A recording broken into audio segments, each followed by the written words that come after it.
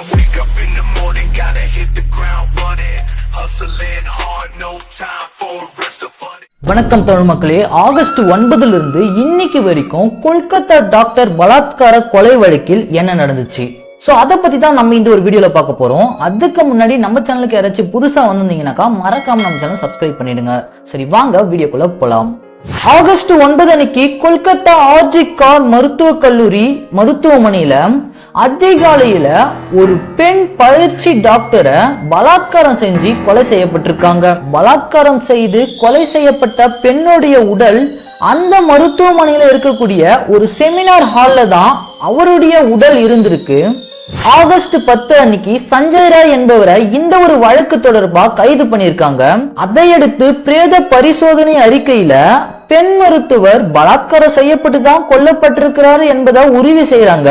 அந்த ஒரு நியூஸ் வந்த உடனே பெண் மருத்துவரை பலாத்காரம் செய்து கொல்லப்பட்டவர்களை உடனடியா கைது செஞ்சு உடனடியா அவங்க மேல நடவடிக்கை எடுக்கணும்னு சொல்லிட்டு இந்திய மருத்துவர் சங்கம் சார்பாக டாக்டர் எல்லாருமே போராட்டத்தில் இறங்கினாங்க.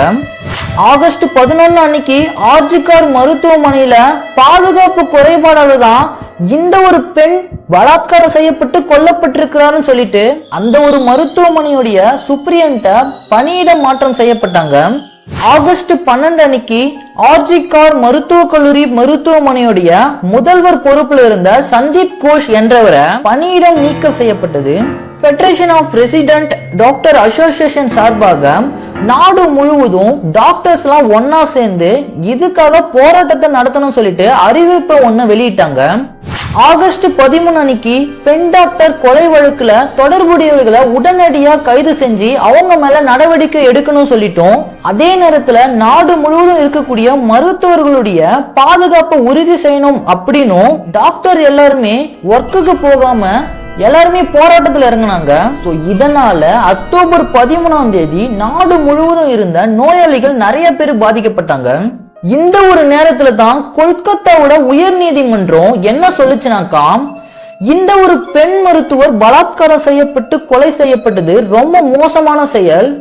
சோ அதனால ஆர்ஜி கார் மருத்துவக் கல்லூரி மருத்துவமனையுடைய முதல்வரா இருந்தவரை பணி நீக்கம் செய்யப்பட்டது. அதையடுத்து இந்த ஒரு வழக்கை சிபிஐ விசாரிப்பதற்காக உடனடியா உத்தரவிட்டது.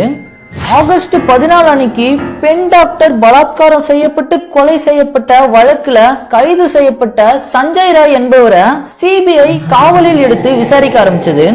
ஆகஸ்ட் 15 அன்னைக்கு ஆர்ஜி கார் மருத்துவக் கல்லூரி மருத்துவமனையில ஒரு கும்பல் இறங்கி அந்த ஒரு மருத்துவமனையை சூறையாடிச்சு.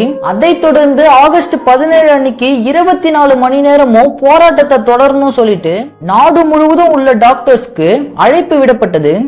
ஆகஸ்ட் 17 அன்னைக்கு அவங்க திட்டமிட்ட மாதிரியே நாடு முழுவதும் டாக்டர் எல்லாமே போராட்டத்தில் இறங்கினாங்க.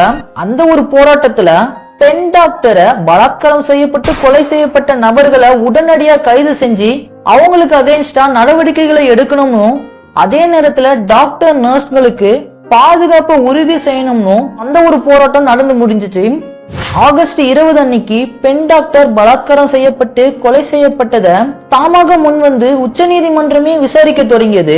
அப்பொழுது மருத்துவர்களுக்கு சரியான பாதுகாப்பு இல்லாதது ஆழ்ந்த வருத்தத்தை அளிக்கிறதுன்னும், அதே நேரத்துல நாடு முழுவதும் இருக்கக்கூடிய மருத்துவர்களுடைய பாதுகாப்பை உறுதி செய்வதற்காக ஒரு குழுவை அமைக்கணும்னு கொல்கத்தா பெண் மருத்துவர் கொலை வழக்கின் விசாரணைய அறிக்கையாக சிபிஐ உடனடியாக எடுத்துட்டு வந்து தாக்கல் செய்ய வேண்டும்னு உத்தரவிட்டது.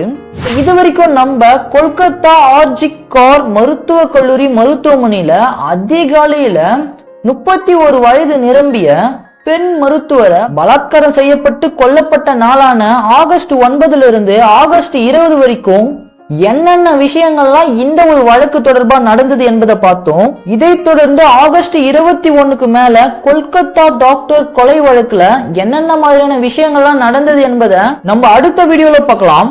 அது வரைக்கும் உங்களிடம் இருந்து விடைபெறுவது உங்கள் ஜிடி சுந்தரேசன். தேங்க்யூ.